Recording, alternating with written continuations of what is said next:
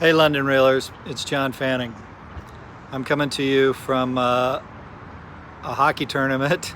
I'm actually in the hotel with my son in Dallas, Texas.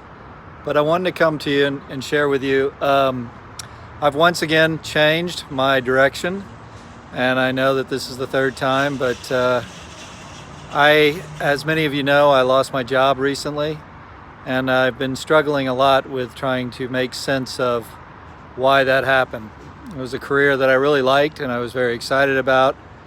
I'm not a young man, so I was hoping that this would be my last place to work, and I had hoped to finish out my career there over the next 10 to 15, 20 years.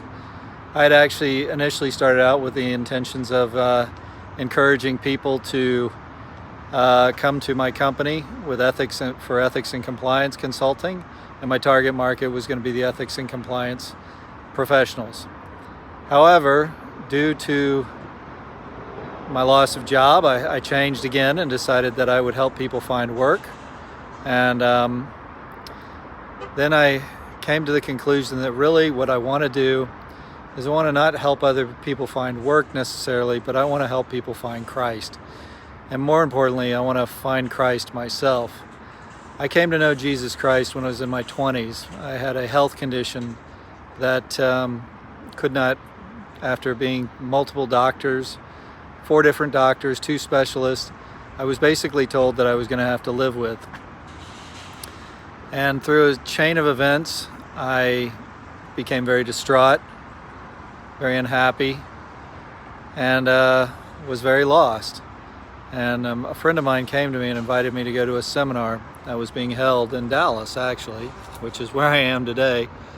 And through that seminar, I came to know Jesus Christ.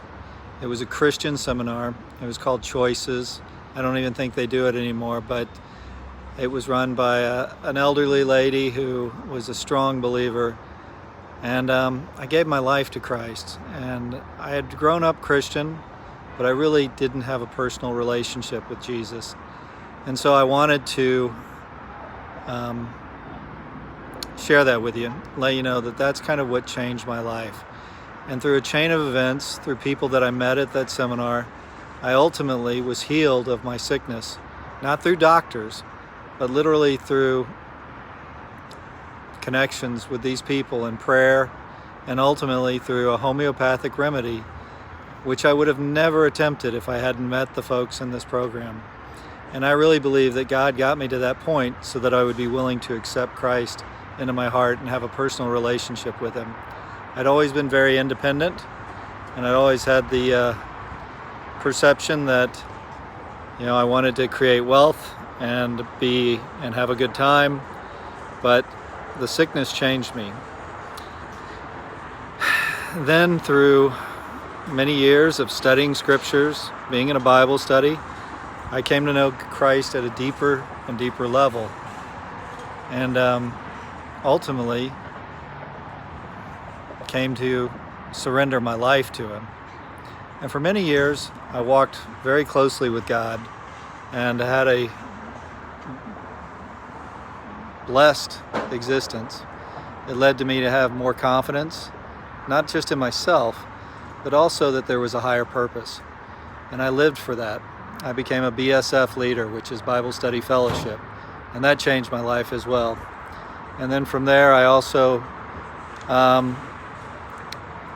met my wife, and I was surrendered to God. And she had never met anyone like that before, and she saw Christ in me, and it really made a difference.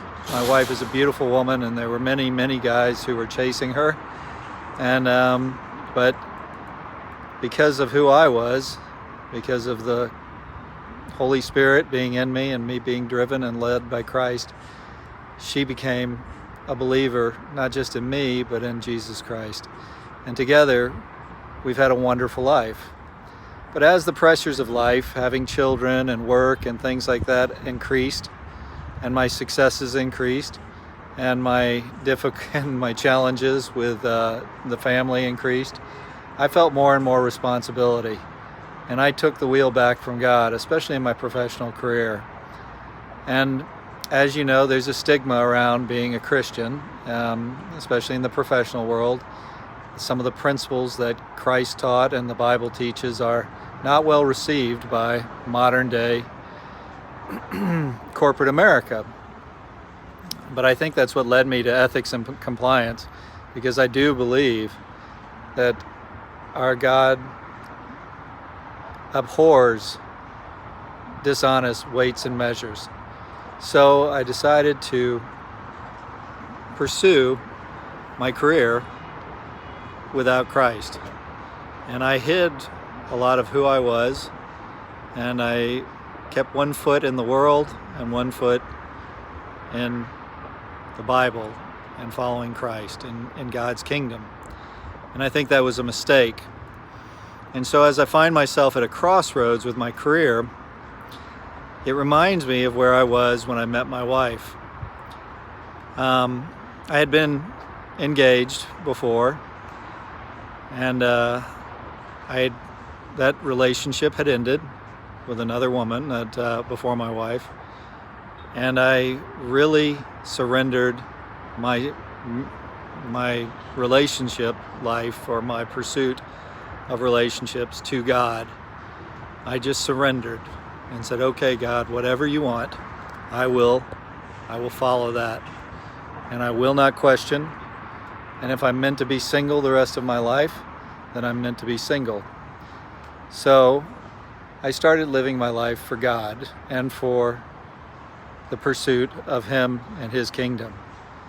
I stopped trying to chase women, get their phone numbers. I stopped trying to be someone I wasn't, to impress. I just started being myself. If I wanted to do something, I wanted to do it. If I didn't, I didn't. And I would tell them that.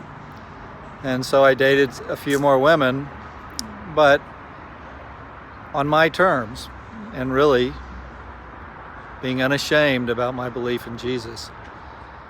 And then ultimately, one day, this beautiful woman from Argentina moved into Austin, Texas, and I was introduced to her. And she said the moment she fell in love with me was when we went to Chick-fil-A, believe it or not. And I remember when it was, because it was 9/11, 2001. And it was the day that the planes crashed into the towers. And we went to lunch at Chick-fil-A after she'd come to my house to watch the TV, watching all morning the planes crashing into the World Trade Towers. And we went to lunch, and I bowed my head and I said a prayer. And she said, you know what? This guy's the right guy for me. So Christ brought the right woman into my life, and my relationship with God had a tremendous impact. And me being unashamed about it is what really made the difference. She had a good-looking golf pro guy who was chasing her, and he was a Buddhist, a nice guy, but it was between me and him, I think. And maybe there was another guy too, but I think me and him were the two. And after that day, she stopped returning his calls, and we started going steady. But what I guess my point is, whoever it might offend, that's not my intentions. I know that Jesus doesn't always resonate well with everyone. I have a Muslim friend, and we can talk about God all day, but this is who I am, and I don't want to change that. I want to continue being who I am, and I need to do that in my professional life too. I certainly want to be respectful of other people, but whatever I do, whatever I pursue, I want Jesus to be a part of it. So this is my testimony, and this is what I'm sharing with you. I hope that this is impactful, and whatever I do, whatever my pursuit is, I'm going to trust that the Lord will lead me. And I wanted to share that with all of you. I'm going to work this process as best I can, but my business is going to include Jesus at the center. I saw a sign the other day on a photograph, and it was of some of the protests that are going on, and it said, "No justice, no peace." And really, what I believe is, no Jesus, no peace. But if you know Jesus, you will know peace.